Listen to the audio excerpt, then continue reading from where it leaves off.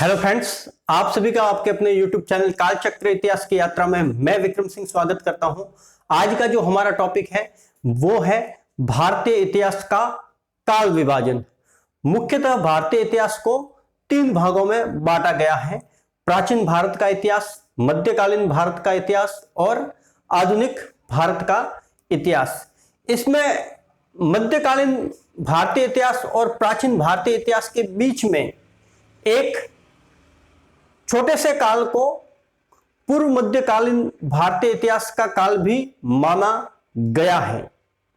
तो चलिए हम बात करते हैं भारतीय इतिहास के काल विभाजन की। तो सबसे पहले जो है वो है प्राचीन भारत।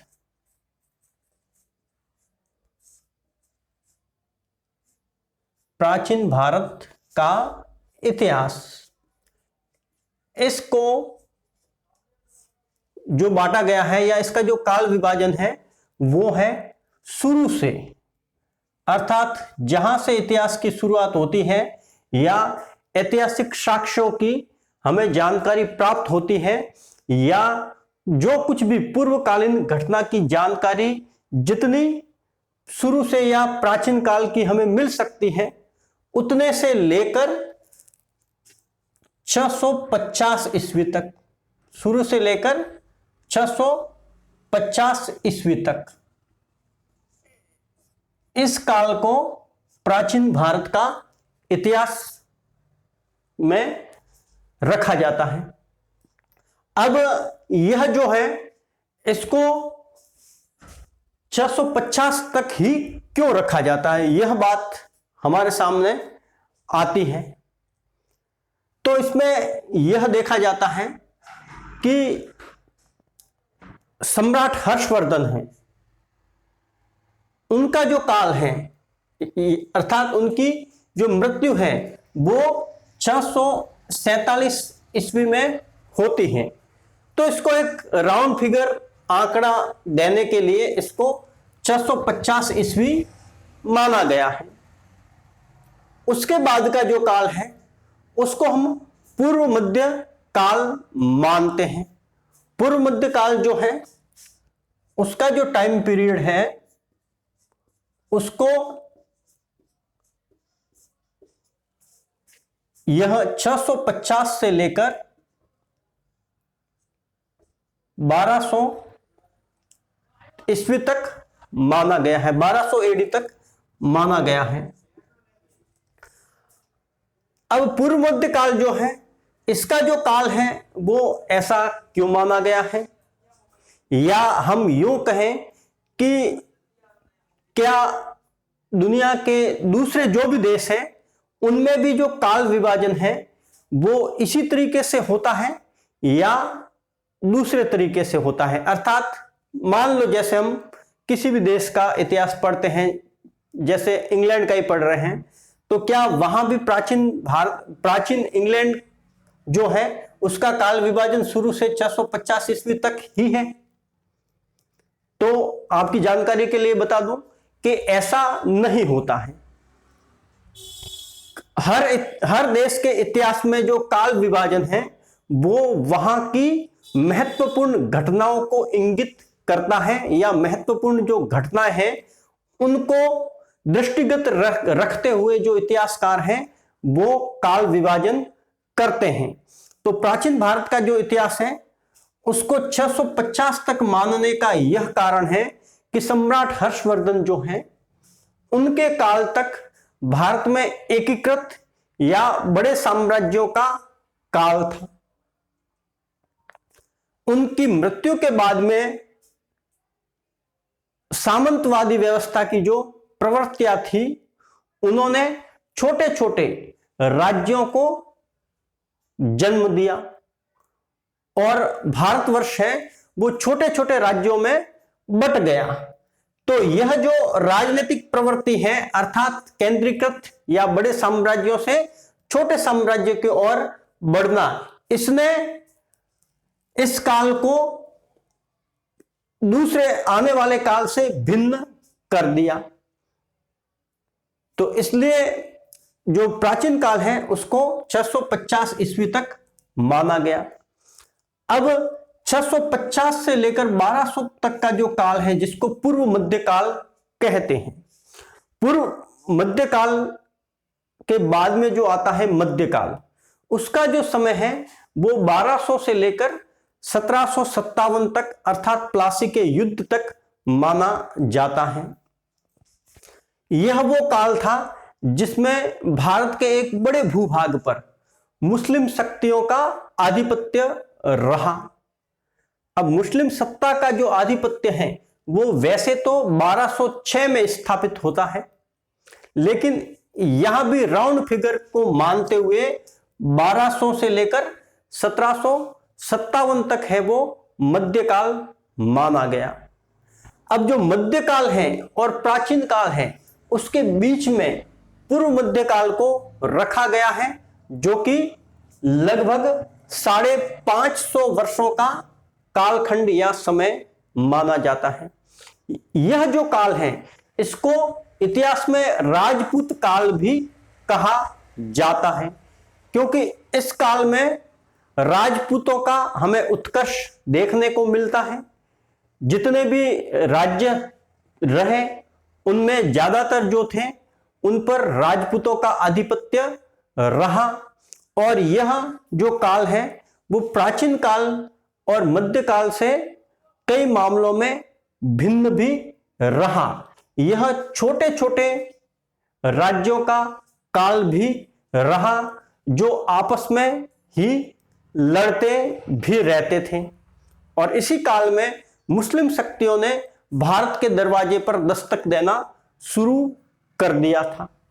लेकिन वो सत्ता पर जो काबिज हैं वो विभिन्न अरबी आक्रमणों, चाहे 711 का जो आक्रमण है, पहला अरबी आक्रमण, या उसके बाद में मोहम्मद गजनी और गोरी के आक्रमण हो, उनके बावजूद भी वो सत्ता पर काबिज नहीं हो पाए थे। वो भारतीय राज सत्ता को हासिल नहीं कर पाए थे। वो भारतीय राज सत्ता को हासिल करने में जो सफल हुए वो हुए 1206 में, और 1206 से ही मध्यकाल का प्रारंभ है वो भारत में माना जाता है। इसको राउंड फिगर रूप में 1200 से मान लिया जाता है।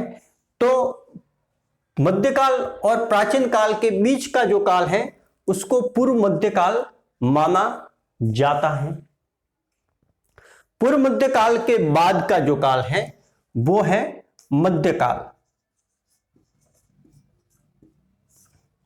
मध्यकाल जो है वो 1200 से लेकर 1757 तक माना जाता है।